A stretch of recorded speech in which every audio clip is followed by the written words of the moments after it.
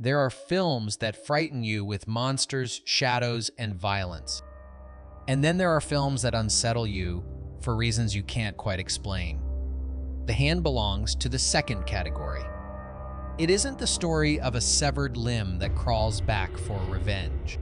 It's the story of what happens when a director pushes reality actors and even the physical limits of filmmaking until the line between what is staged and what is real begins to dissolve. Released in 1981, the film marked Oliver Stone's early attempt at psychological horror, a time when he was desperate to prove himself and unafraid to cross boundaries that other filmmakers wouldn't even approach. The result was a production filled with tension, strange accidents, and an atmosphere so uneasy that even people who worked on it later admitted they couldn't fully separate the fictional madness from what was happening on set. Michael Caine, at the center of the chaos, often hinted that there was something off about the entire shoot, as if the story they were telling had begun to manipulate the crew rather than the other way around. The deeper you look into The Hand, the stranger it becomes. Scripts were rewritten without warning. Props behaved unpredictably. A special effects team struggled with techniques that didn't officially exist yet. Rumors spread that certain scenes used real body parts. And when the film finally released, critics couldn't decide whether it was brilliant, deranged, or simply cursed. But every piece of this troubled production left behind a trail anecdotes whispered by crew members' choices Stone later pretended to forget and fragments of a story that the studio would never publicly confirm. And as you follow those fragments, a darker, more unnerving picture begins to emerge. These are 20 weird facts you didn't know about The Hand 1981. Fact 1, the real origin of the severed hand. Before The Hand became a film about madness and dismemberment, it began as something far more personal, a memory Oliver Stone refused to fully explain. In interviews, he hinted that the idea came from a moment of rage he witnessed in his childhood, a domestic explosion involving a hand injury he claimed he never forgot. Crew members later said Stone mentioned this moment repeatedly during production, sometimes changing small details, sometimes refusing to elaborate at all. The ambiguity only added to the unease on set. When adapting Mark Brandel's novel, The Lizard's Tail, Stone didn't want a simple supernatural thriller. He wanted something that felt like a psychological wound captured on celluloid. That meant blurring the line between hallucination and reality. The script evolved constantly with new scenes, added overnight and removed by morning. Michael Caine allegedly found entire emotional beats shifted without warning. One producer said the film felt less like an adaptation and more like a confession Stone was too afraid to write plainly. This unstable foundation became the soul of The Hand. What audiences ultimately saw, the paranoia, the fragmented identity, the violence that seems more symbolic than literal, all stemmed from Stone's desire to confront a memory he never fully described. The film wasn't created to scare viewers. It was created to exorcise something that had scared the filmmaker for decades. And when the director himself doesn't understand where a story begins, it's no surprise the film ends in madness. Fact 2, Michael Caine took the role for a reason he regretted. Michael Caine had a rule: never turn down a paycheck if it meant keeping his family secure. That philosophy led him into some of the strangest films of his career, Jaws, The Revenge being the most famous example. But The Hand was different. When he signed on in 1981, he wasn't just taking a job, he was trying to rebuild momentum after a creative slump. The screenplay felt risky, incomplete, and volatile, yet Caine agreed anyway, believing Stone's ambition might lead to something unexpected. What he didn't predict was the intensity of Stone's directing style. Caine later described the shoot as more emotionally exhausting than the film suggests. Stone pushed him to explore anger, guilt, and delusion with an intensity that bordered on confrontational. Scenes were reshot endlessly, not because of mistakes, but because Stone wanted Caine less rational, less controlled, less like himself. At one point, Caine reportedly asked Stone if he understood the character's emotions. Stone's reply, "I don't need to understand him. I need to break him." Despite the tension, Caine delivered a performance that critics later recognized as one of the film's strengths: raw, wounded, strangely vulnerable. Yet the experience left him conflicted. In later years, he admitted he barely remembered making the hand, not because it was insignificant, but because he tried to forget the atmosphere surrounding it. For an actor with decades of iconic roles, it's telling that this is one project he rarely discussed. Some jobs pay the bills, others leave scars. Fact 3. The production suffered from unexplainable malfunction. Long before talk of curses became attached to certain horror films, the hand built its own reputation for mishaps that no one could fully account for. Crew members reported that equipment, which had worked perfectly on previous shoots, suddenly malfunctioned without logical cause. Cameras jammed mid-take. Lighting rigs flickered only when the severed hand prop entered the frame. And during one night, shoot, a mechanical hand simply stopped responding, only to start moving again after the operator stepped away. Stone dismissed these incidents as coincidence, but many on the crew didn't agree. Some believed the mechanical rigs were too fragile. Others whispered that the props department had cut corners. But a few insisted that something felt wrong whenever the prosthetic hand was on set. One assistant recalled feeling watched whenever she handled the prop, describing the experience as like holding something that didn't want to be touched. It became a quiet superstition. No one wanted to be the first person to touch the hand each morning. The strangest malfunction came during a shot involving a car window. A rig designed to simulate the hand slamming against the glass misfired, shattering the window with far more force than the engineers had programmed. No one was injured, but the force of the impact stunned the entire crew. The safety team blamed a pressure buildup inside the pneumatic system, a defect they couldn't replicate afterward. Whether these incidents were mechanical failures, poor engineering, or something harder to explain, they contributed to an atmosphere of dread that bled into the final film. Technical errors can be fixed. Persistent unease is harder to shake. Fact 4. The scene Oliver Stone refused to explain. Every film has at least one moment the director guards closely, but The Hand contains a scene that Stone insisted on shooting exactly as written, even though no one else understood why. It wasn't one of the violent sequences or the psychological breakdowns. It was a quiet, almost insignificant moment. A lingering shot of the severed hand resting in a shadowed corner, framed for several seconds longer than the editor believed necessary. When the crew asked why the shot mattered, Stone simply said, "Because that's the point where he stops being alone." No one knew who he referred to, the character, the hand, or Stone himself. What made the moment even stranger was Stone's insistence that the set be cleared so he could film multiple takes alone with the camera operator. When the footage came back, the editor noted something unusual. The first few takes looked normal, but later ones had subtle shifts in shadow that didn't match the lighting setup. The continuity team checked everything twice and found no technical explanation. Even years later, Stone dismissed questions about the scene with evasive jokes. But one assistant director recalled that during production, Stone described the hand like a character who finally finds its purpose. Another suggested Stone saw the hand as a metaphor for a part of himself he couldn't control: the violence, the guilt, the stories from his past that haunted him. Whatever the truth, the scene remains one of the film's most quietly unsettling moments. It's not frightening because of what happens. It's frightening because Stone insisted that something was happening, something he refused to explain even to the people making the film. Fact 5. The special effects team invented techniques on the spot.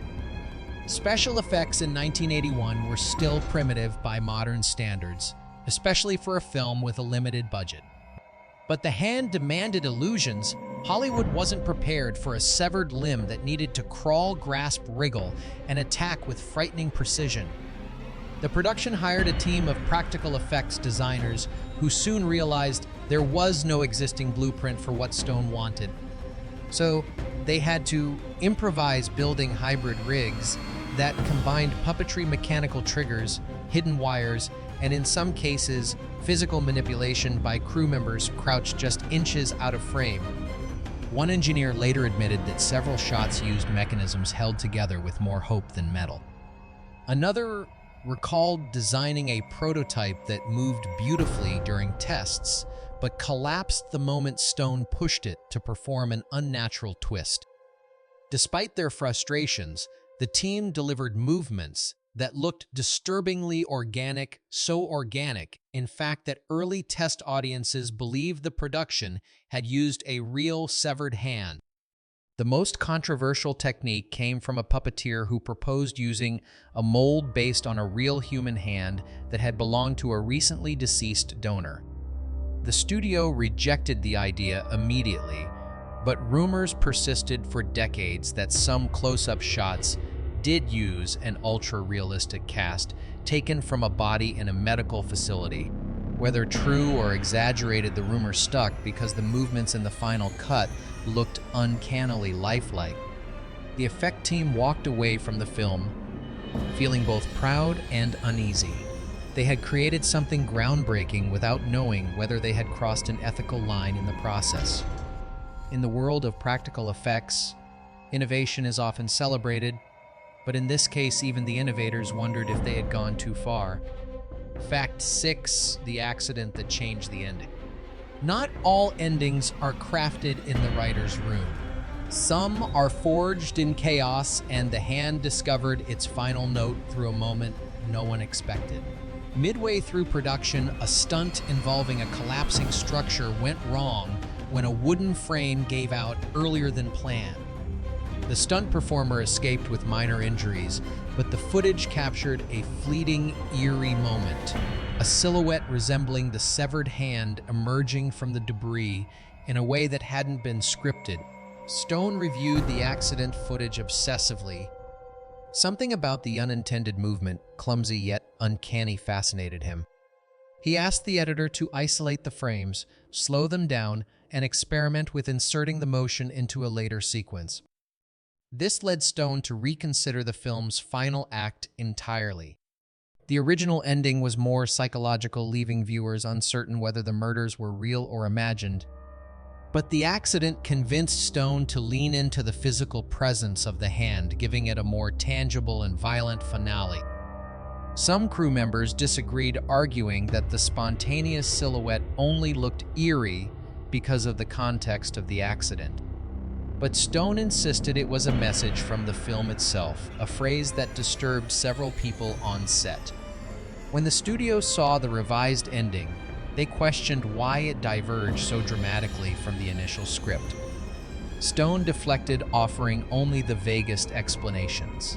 In the final cut, fragments of the accident's motion remain a lingering, unnatural twitch that doesn't match any of the mechanical rigs used elsewhere in the film. Most viewers never notice it consciously, but those who do often describe it as the most unsettling moment. And it came not from design, but from a mistake that refused to be ignored. Fact 7, the actor who wanted his name removed. Not everyone who worked on the hand was proud of it. Among the supporting cast was an actor who privately begged his agent to have his name erased from the final credits.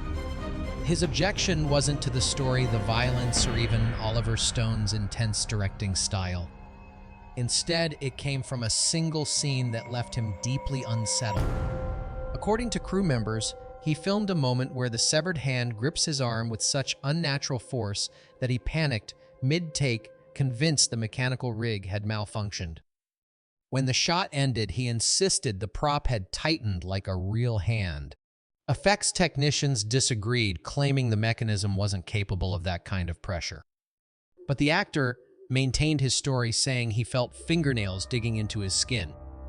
Even after examining the prop, he swore the hand during the take had looked slightly different, as though someone had swapped it without telling him. The experience rattled him so badly that he demanded the scene be cut, calling it dangerous and possessed. Stone refused. To him, the actor's fear was the exact reaction the film needed. The dispute escalated until the actor told his agent he wanted his name removed. Legally, it wasn't possible unless he forfeited his entire salary, something he ultimately couldn't afford.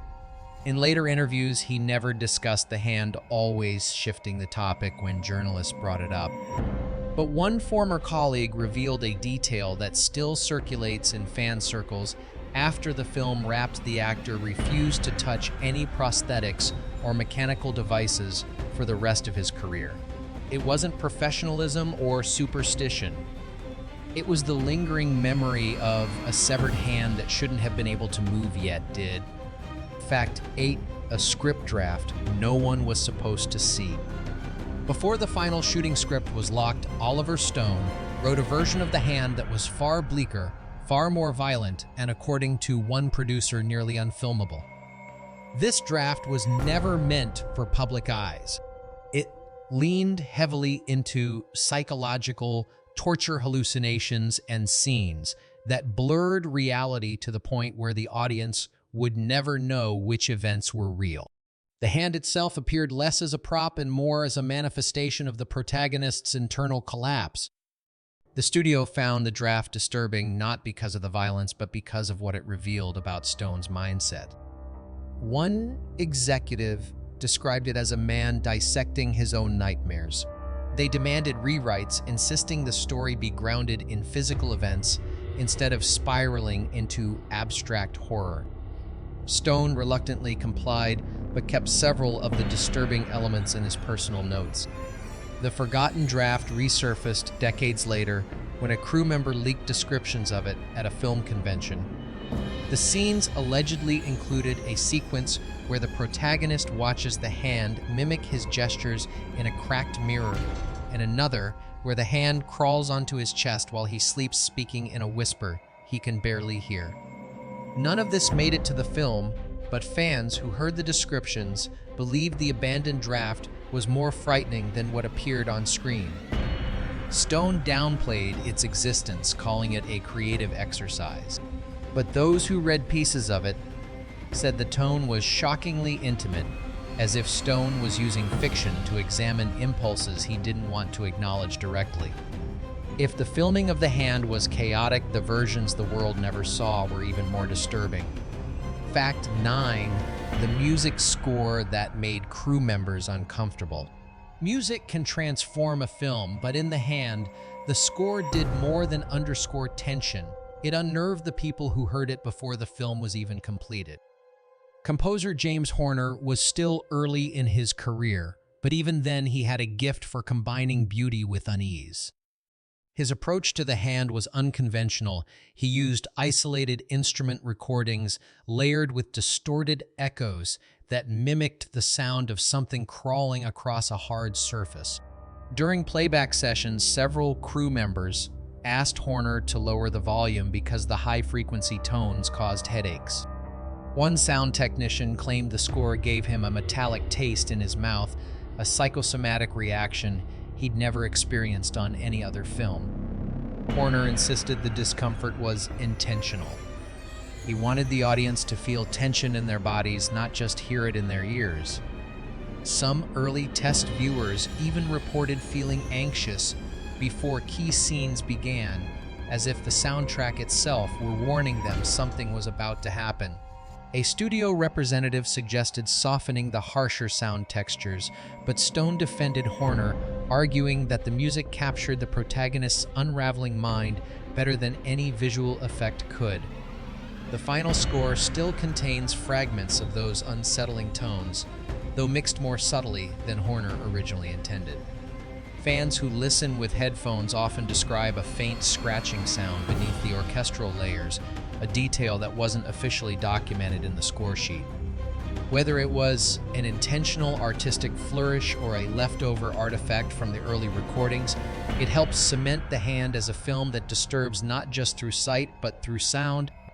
Fact 10, the crew member who walked off set after one night shoot. Every production has its breaking point, but the hand had a moment so unsettling that one crew member didn't even finish the night.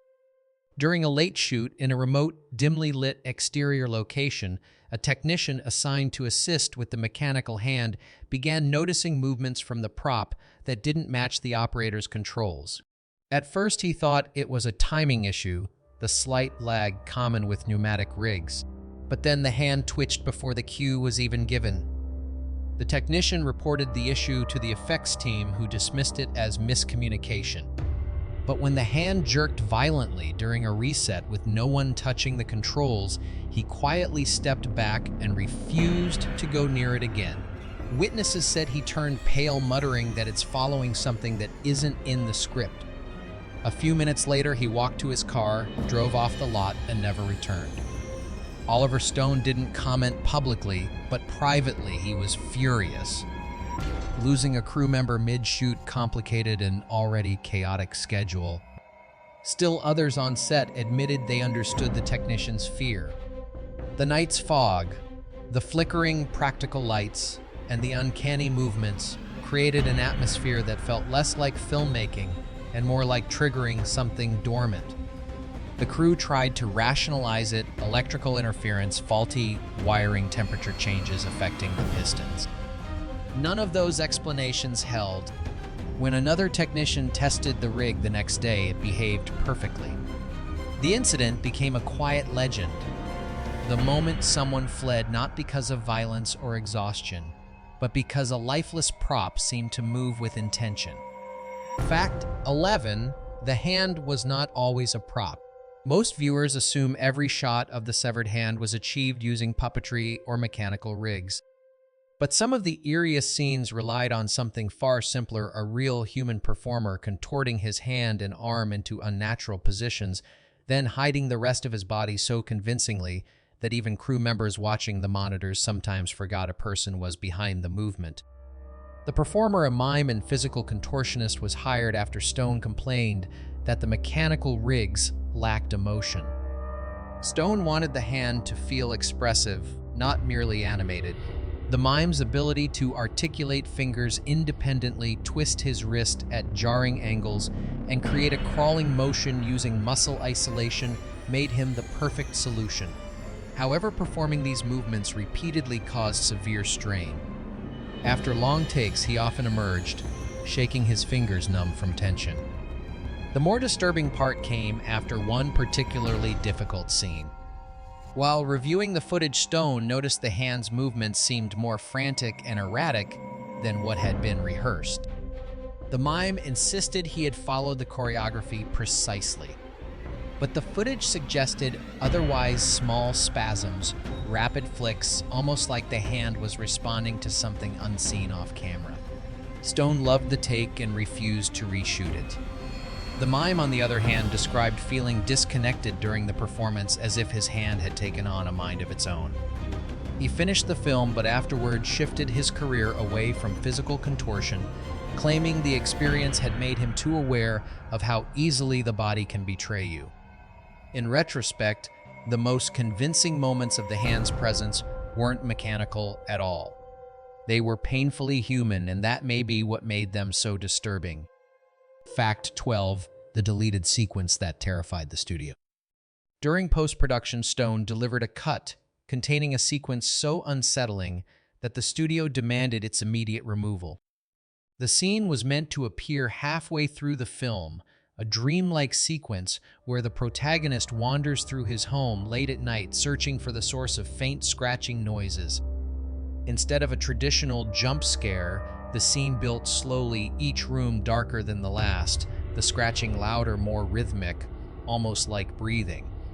The final reveal was the hand perched on a shelf, perfectly still, illuminated only by a dying lamp. But what made the shot disturbing wasn't the hand itself. It was the subtle, almost imperceptible movement happening behind it. Some who saw the early cut claimed they noticed a shadow shifting independently from the room's lighting. Others described a faint outline of a figure bending forward, as if whispering instructions to the hand.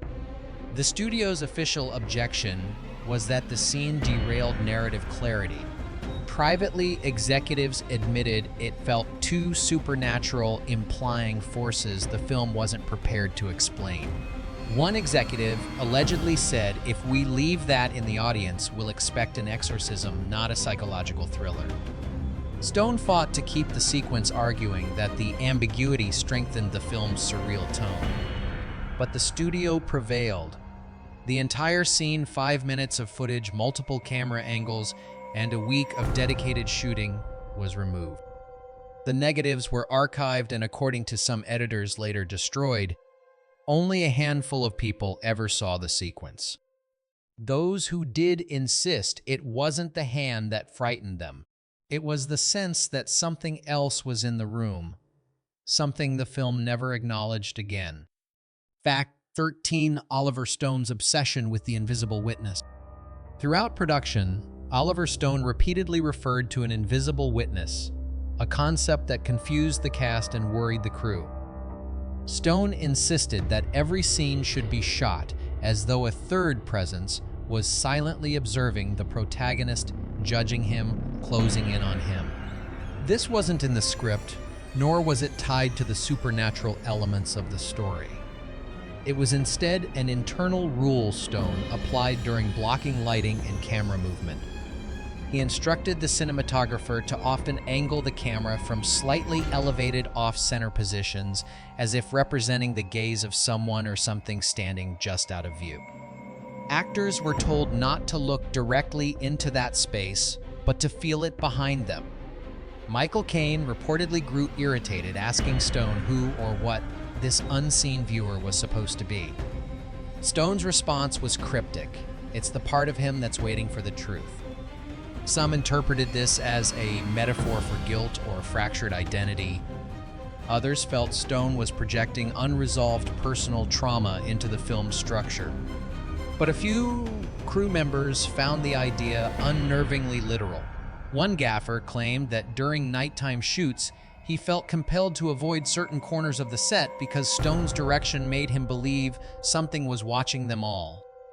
What makes the obsession even stranger is that Stone later denied ever using the term invisible witness, despite multiple crew members recalling it vividly. Whether he dismissed it as artistic experimentation or genuinely no longer wanted to acknowledge it remains unknown. But once you're aware of Stone's hidden rule, the film becomes much harder to watch casually. Every shadowed corner, every odd camera angle, every lingering shot feels less like a directorial flourish and more like a silent presence that was always there, waiting, watching, and never fully explained. Fact 14. The prop hand that wouldn't stay still. Among all the strange stories from production, the most persistent one involves a particular prop hand, the version used for close-up shots, sculpted with meticulous detail, veins, wrinkles, fingernails, even hair. According to the props department, this hand continuously shifted its position between takes despite no one touching it. At first, they blamed careless assistance or unstable set surfaces. But even when placed in controlled conditions on a flat table in a locked studio room, the hand would sometimes be found tilted, rotated, or slightly bent between setups. One props assistant grew so frustrated that he marked the hand's exact position with tape outlines. Yet even then, the hand would appear subtly misaligned, as if attempting to escape its predetermined frame. The team began checking surveillance footage to rule out tampering. Nothing unusual appeared. No one approached the table. No one moved anything. The hand simply didn't stay where it was left. Stone dismissed the rumors, calling them crew paranoia, but privately he asked for that specific hand to be used in key scenes because he felt it looked more alive. This only fueled the unease. Some suggested the material expanded in heat-causing shifts. Others believed the detailing created optical illusions. But several crew members swore that late in the shoot, the hand seemed to lean in different directions depending on where the protagonist was standing. Most props become forgotten relics after filming. This one did not. It reportedly remained in Stone's office for years before disappearing mysteriously. No one has publicly claimed possession of it since, and given the hand's behavior during production, few would want to. Fact 15, the night the power failed for no reason. Filmmaking relies on control of lighting, sound, mood. But one night during production, the hand plunged into absolute darkness without warning. The crew was preparing a critical interior sequence when every light, camera, monitor, and generator abruptly shut down. The outage lasted only a few minutes, but the effect was immediate confusion, panic, and a sense that something had moved in the dark. Electricians scrambled to check the circuit boards. Nothing was overloaded. Nothing had failed. The main generator showed no error. When they restarted everything, the equipment came back online flawlessly, as if the outage had never occurred. But the incident left a deep impression because the shutdown happened precisely at the moment Stone called action. Some crew members believed the blackout was symbolic, an atmospheric coincidence that reflected the film's psychological themes. Others weren't so optimistic. One grip later said he felt a hand brush past him during the darkness, though he admitted stress and suggestion may have played tricks on his mind. Still, more than one person claimed to hear faint tapping noises that didn't match any equipment. Stone responded in typical fashion. He embraced the chaos.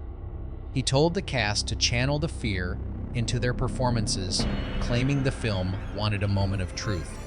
His words unsettled several crew members who preferred technical explanations to mystical ones. The strangest part came later when electricians reviewed the power logs. Every reading was normal.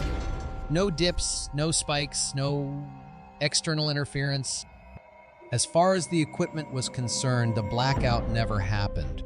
But everyone who stood in that room knew otherwise, because for those few minutes, the set didn't feel like a place where a movie was being made. It felt like something else had taken over. Fact 16, the editor who found a frame that shouldn't exist. During post-production, the editor discovered a single frame buried deep inside a sequence that no one could account for.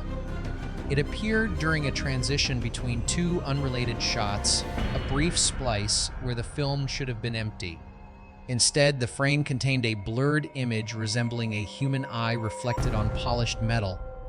At normal speed, the frame passed too quickly to notice, but when the editor froze the image was clear enough to disturb him.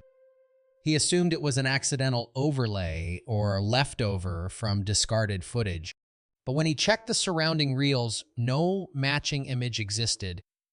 It wasn't part of any recorded scene, nor was it captured by any camera during the shoot.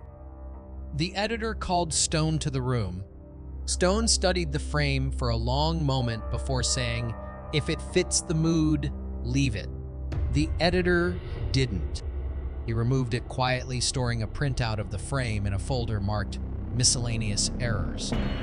Years later, during an archival restoration, technicians noticed that the frame had reappeared in a different part of the film again, in a transitional splice again without explanation. This time, the image was slightly altered. The reflection appeared more like a mouth than an eye. No one could determine how it was introduced.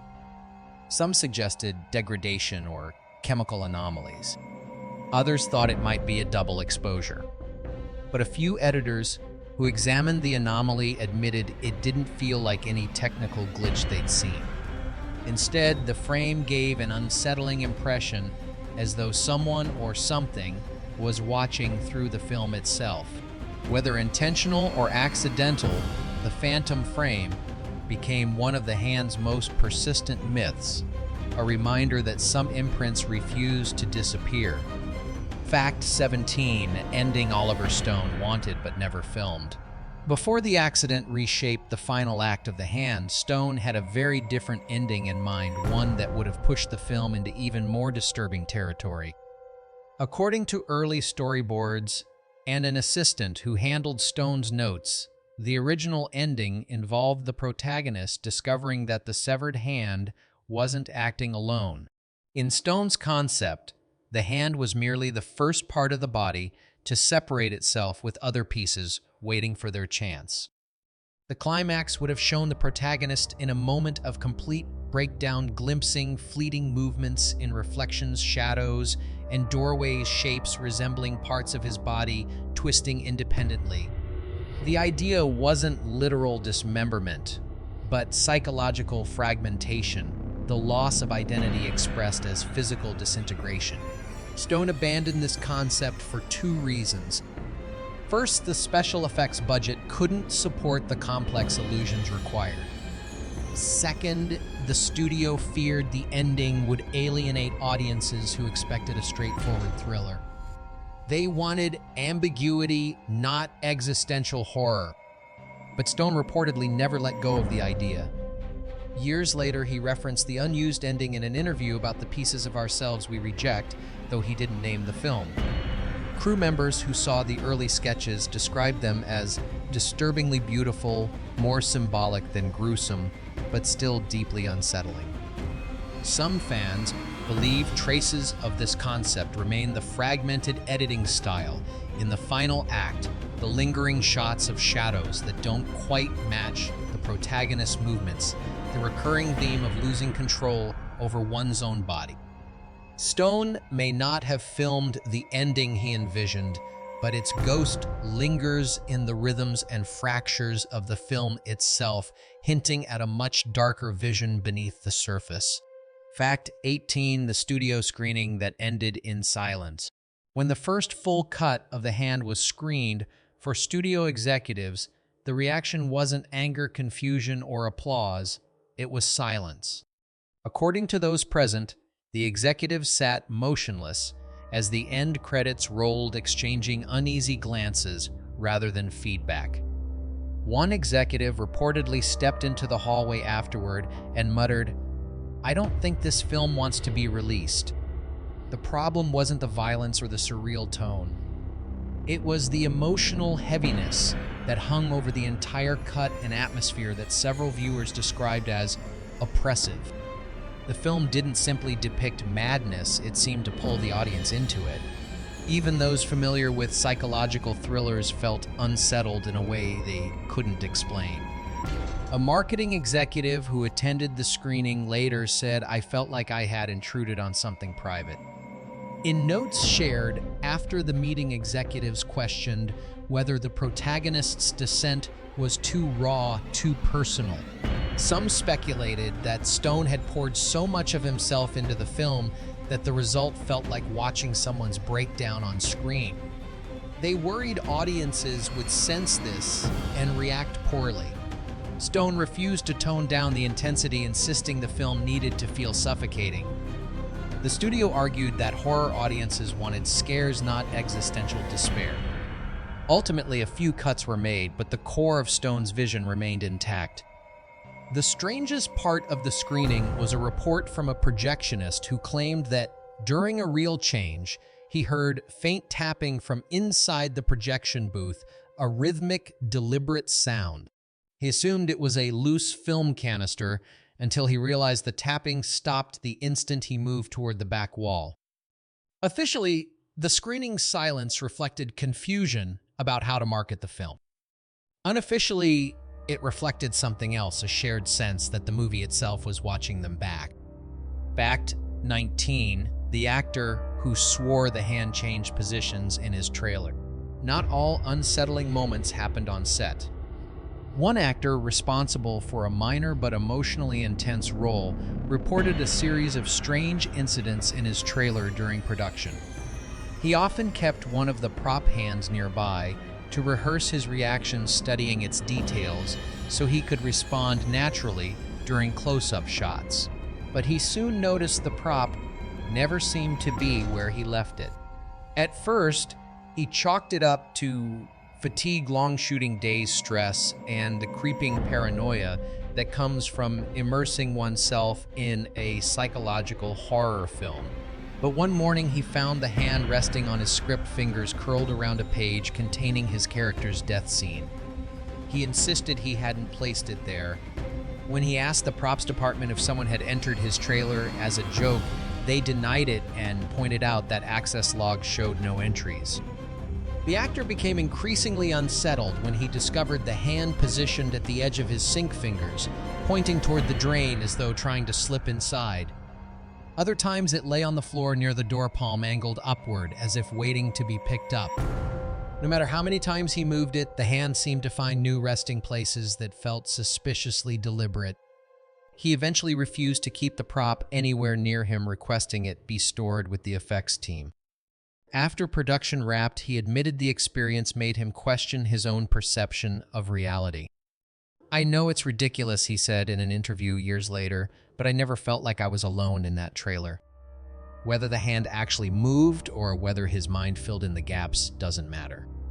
What matters is the same truth every horror production learns: once the line between the movie and the real world blurs, it becomes nearly impossible to draw it again. Fact 20. The audience interpretation that Stone secretly encouraged. While the studio wanted the hand marketed as a straightforward psychological thriller, Oliver Stone had a different goal in mind. He wanted the film to provoke debate not about the plot, but about the nature of reality itself.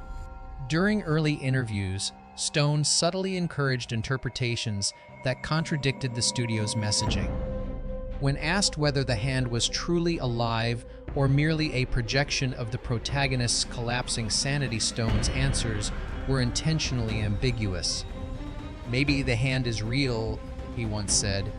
"Maybe madness is..." The ambiguity wasn't accidental. Stone had constructed the film so that nearly every scene could be read in two ways: as literal horror or as a psychological delusion. Clues pointed in both directions.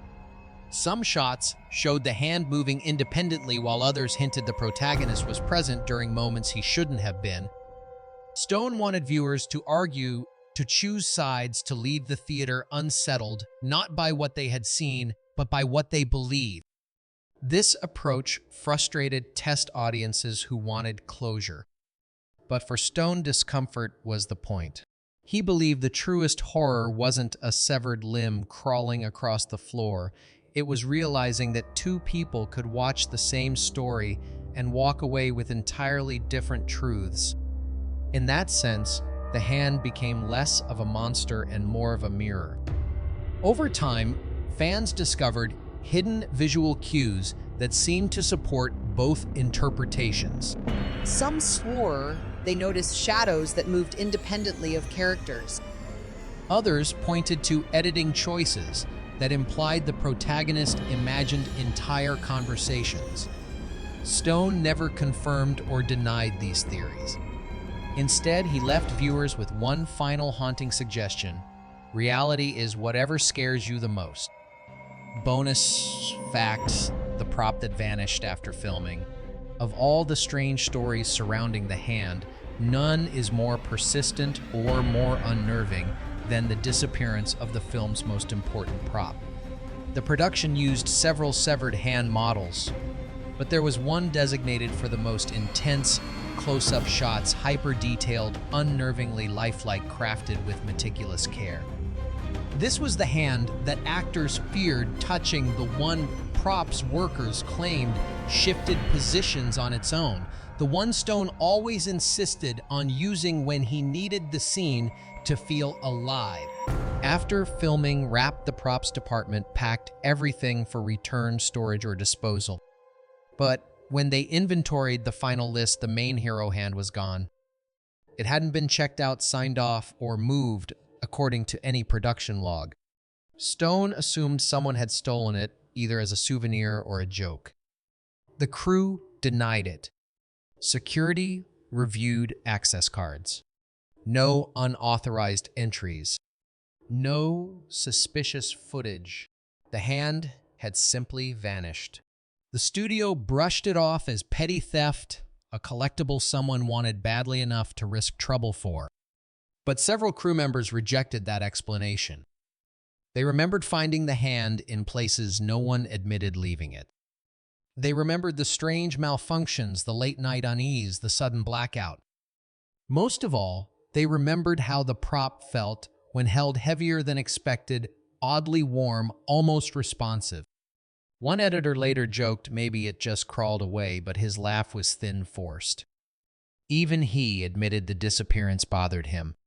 Not because he believed the hand was cursed, but because the production's logs were precise. Nothing else went missing. Nothing else defied explanation. Decades later, the hero hand has never resurfaced, not in auctions, not in museums, not in private collections. It's as if the most iconic piece of the film simply refused to stay part of it. And if the stories from the set are true, maybe it didn't want to. If there's one thing the hand leaves behind, it's the sense that some stories never fully resolve themselves. Maybe the hand was real. Maybe it was madness. Or maybe it was something in between, the part of ourselves we pretend we've amputated but never truly lose. Tell us in the comments which moment unsettled you the most and whether you believe the hand moved on its own or was merely the echo of a mind unraveling. And if you're ready to step into another buried corner of cinema's strangest history, let us know which film you want us to dig into next.